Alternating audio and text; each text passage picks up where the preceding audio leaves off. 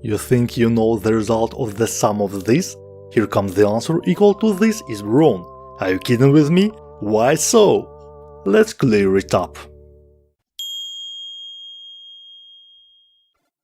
Hi, let's talk today about floating point math in JavaScript. I'm Anatol and you are watching the good parts of the front-end development.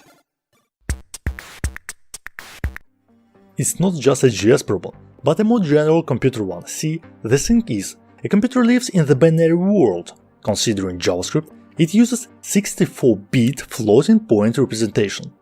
What's more, in most of the programming languages, numbers representation is based on international standard. According to this standard, the format is following a number times power of 2.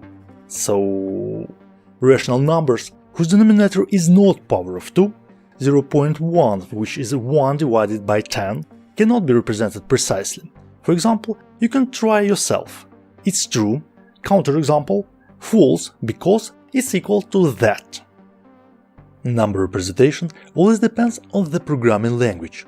Some languages round the number with some error constant, also known as an epsilon value. You can check this web page to see how exactly they overcome this issue.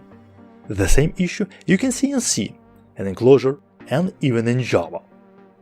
This issue in JavaScript can be solved through various ways. You can use toFixit method, or you can use toPrecision method, or you can use multiply and divide operations, or you can use a number epsilon value, or even you can use math.js library. That's it. As you can see, it's not a JavaScript problem. If you like this video, give it a thumbs up, share it with your friends, subscribe to the channel and watch other episodes. Thanks for watching and dive deeper.